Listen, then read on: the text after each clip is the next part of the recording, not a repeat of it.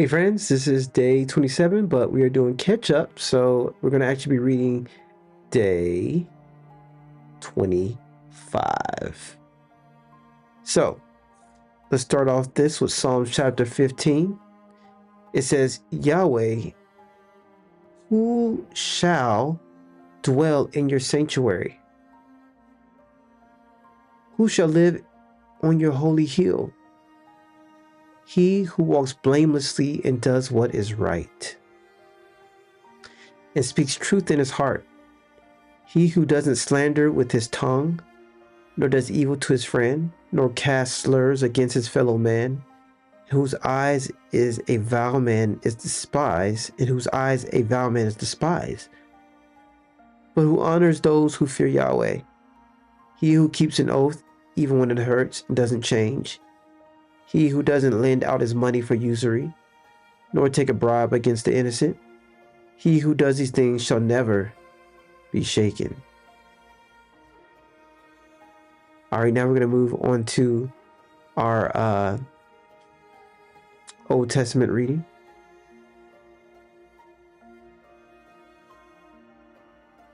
Okay.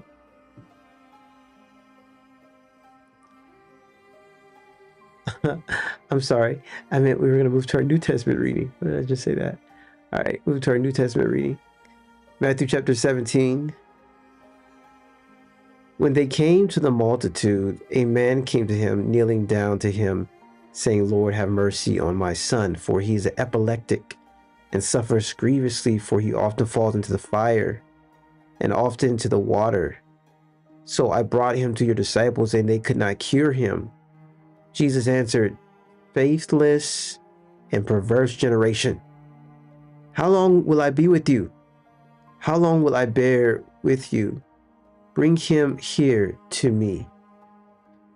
Jesus rebuked the demon, and it went out of him, and the boy was cured from that hour. Then the disciples came to Jesus privately and said, why weren't we able to cast it out? He said to them, because of your unbelief. For most certainly I tell you, if you have faith as a grain of mustard seed, you will tell this mountain, move from here to there, and it will move, and nothing will be impossible for you. But this kind doesn't go out except by prayer and fasting. We got a footnote here. The NU omits verse 21. Verse 22. While they were staying in Galilee, Jesus said to them, the Son of Man is about to be delivered up into the hands of men, and they will kill him, and on the third day he will be raised up. They were exceedingly sorry. When they had come to Capernaum, those who collected the didrachma coins came to Peter and said, doesn't your teacher pay the didrachma? He said. And I'm going to put this footnote here. A didrachma is a Greek silver coin worth 2 drachmas. I probably am saying that wrong. It's probably drachma, because di means 2. About as much as 2 Roman denarii, or about 2 days' wages. It was commonly used to pay the half-shekel temple tax because 2 drachmas were worth 1.5 shekel of silver. A shekel is about 10 grams, or about 0.35 ounces. He said yes.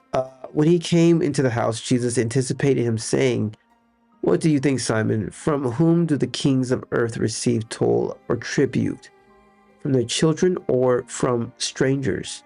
Peter said to him, from strangers. Jesus said to him, therefore the children are exempt.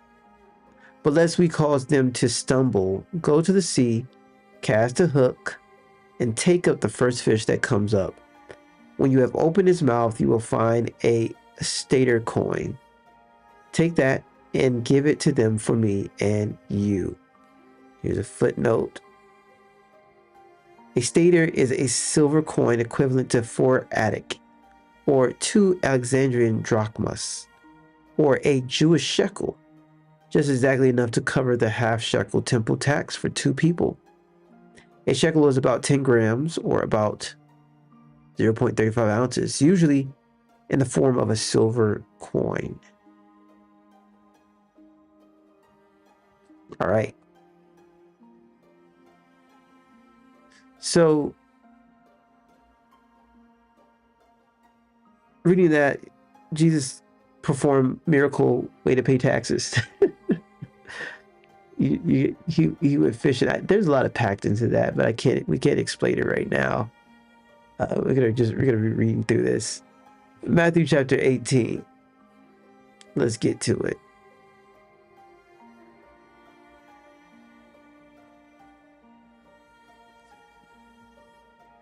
In that hour, the disciples came to Jesus, saying, "Who then is the greatest in the kingdom of heaven?"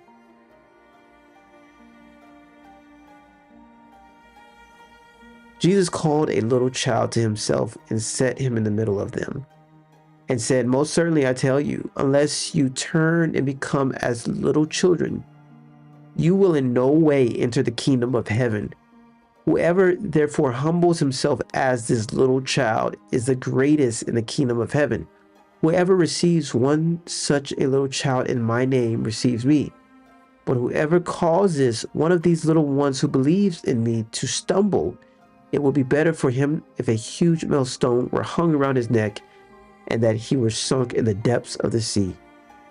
Woe to the world because of occasions of stumbling, for it must be that the occasions come, but woe to that person through whom the occasion comes. If your hand or your foot causes you to stumble, cut it off and cast it out from you. It is better for you to enter into life maimed and crippled, rather than having 2 hands or 2 feet to be cast into the eternal fire. If your eye causes you to stumble, pluck it out and cast it from you. It is better for you to enter life with 1 eye, rather than having 2 eyes and be cast into Gehenna of fire.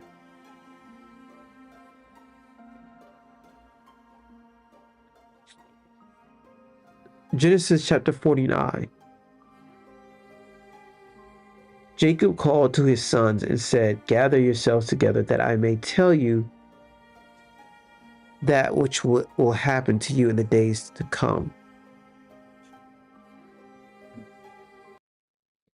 Assemble yourselves and hear, you sons of Jacob. Listen to Israel your father. Reuben, you are my firstborn, my might at the beginning of my strength, excelling in dignity and excelling in power, boiling over like water. You shall not excel, because you went up to your father's bed and then defiled it. He went up to my couch. Yeah, so you remember the instance of him sleeping with one of his father's concubines. That was counted against him right there. Control yourself. Verse 5, Simeon and Levi are brothers. Their swords are weapons of violence. My soul, don't come into their council. My glory, don't be united to their assembly. For in their anger they killed men. In their self-will they hamstrung cattle. Cursed be their anger, for it was fierce, and their wrath, for it was cruel. I will divide them in Jacob and scatter them in Israel. Judah, your brothers will praise you. Your hand will be on the neck of your enemies. Your father's son will bow down before you. Judah is a lion's cub. From the prey, my son, you have gone up. He stopped. He stooped down. He crouched as a lion, as a lioness. Who will rouse him? The scepter will not depart from Judah, nor the ruler's staff from between his feet, until he comes to whom it belongs. The obedience of the people will be to him. Binding his foal to the vine, his donkey's colt to the choice vine. He has washed his garments in wine, his robes in the blood of grapes. His eyes will be red with wine, his teeth white with milk. Zebulun will dwell at the haven of the sea. He will be for a haven of ships. His border will be on Sidon. Issachar is a strong donkey lying down between the saddlebags. He saw a resting place that was good, the land that it was pleasant. He bows his shoulder to the burden and becomes a servant doing forced labor. Dan will judge his people. Dan will judge his people as one of the tribes of Israel. Dan will be a serpent on the trail, an adder in the path that bites the horse's heel so that his rider falls backwards. I have waited for your salvation, Yahweh. A troop will press on Gad, but he will press on their heel. Asher's foot will be rich. He will produce royal dainties. Naphtali is a doe set free who bears beautiful fawns. Joseph is a fruitful vine by a spring. His branches won't run over the wall. The archers have severely grieved him, shot at him, and persecuted him, but his bow remained strong. The arms of his hands were made strong by the hands of the mighty one of Jacob. From there is the shepherd, the stone of Israel. Even by God of your father who will help you, by the Almighty will bless you with blessings of heaven above, blessings of the deep that lies below, blessings of the breast and the womb. The blessings of your father have prevailed above the blessings of my ancestors, above the boundaries of the ancient hills. They will be on the head of Joseph, on the crown of the head of him who is separated from his brothers. Benjamin is a ravenous wolf. In the morning he will devour the prey. At evening he will divide the plunder. All these are the 12 tribes of Israel, and this is what their father spoke to them and blessed them. He blessed everyone according to his own blessing. He instructed them and said to them, I am to be gathered to my people. Bury me with my father in the cave that is in the field of Ephron the Hittite, in the cave that is in the field of Machpelah, which is before Mamre, in the land of Canaan, which Abraham brought with the field from the Ephraim the Hittite as a burial place. There they buried Abraham and Sarah, his wife. There they buried Isaac and Rebekah, his wife. And there I buried Leah. The field and the cave that is therein, which was purchased from the children of Heth. When Jacob finished charging his sons, he gathered up his feet into the bed, breathed his last breath, and was gathered to his people.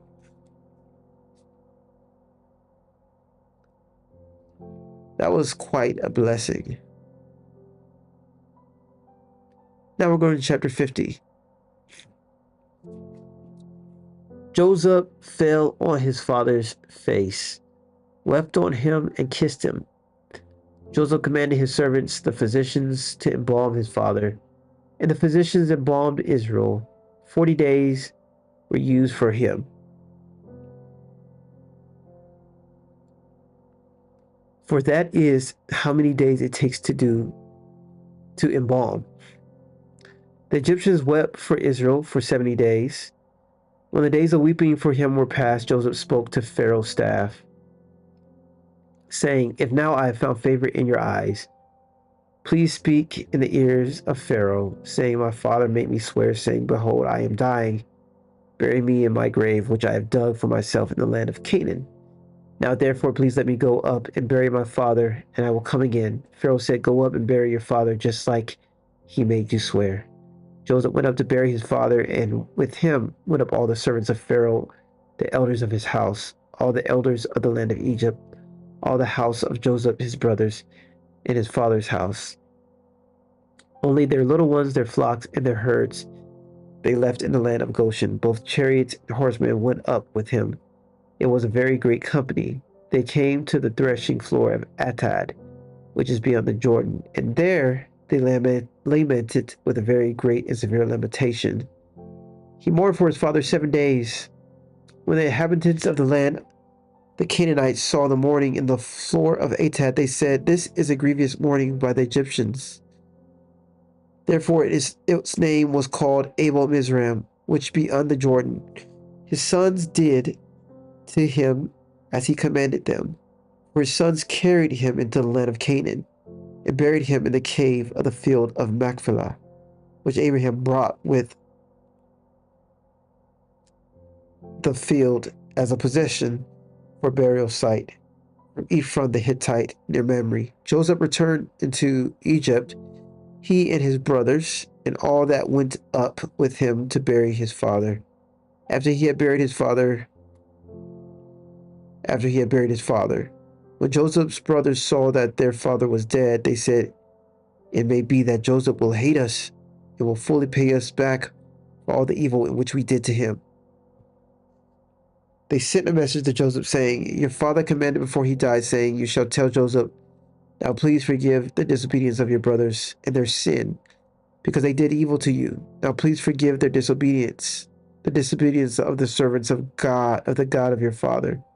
Joseph wept when they spoke to him, and his brothers also went and fell down before his face, and they said, 'Behold, we are your servants.' Joseph said to them, 'Don't be afraid, for am I in the place of God? As for you, you meant evil against me, but God meant it for good, to save many people alive, as is happening today. Now therefore don't be afraid. I will provide for you and your little ones.' He comforted them and spoke kindly to them.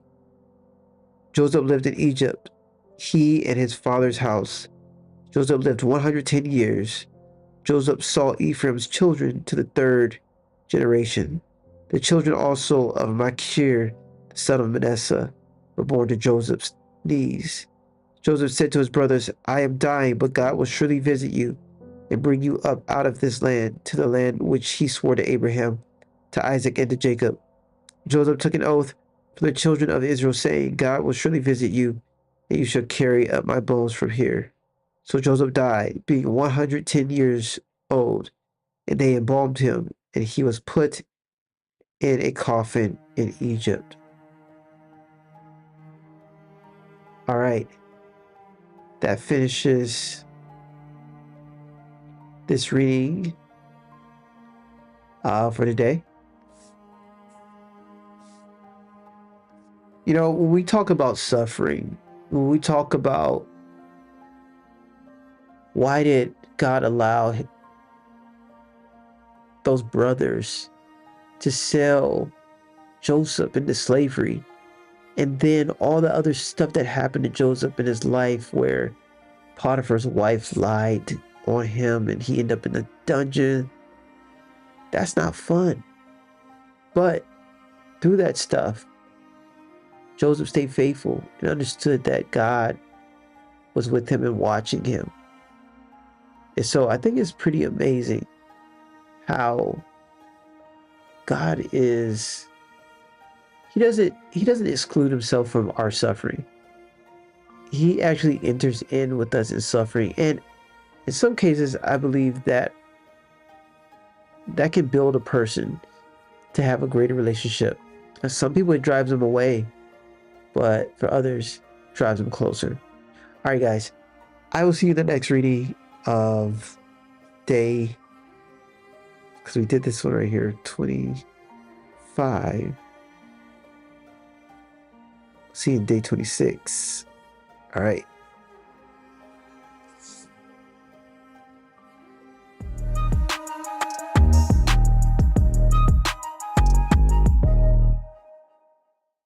Hey friends, a huge thank you to all our incredible sponsors and supporters on Patreon and everywhere else. Your prayers, encouragement, and generosity means the world to us, and we couldn't do this without you.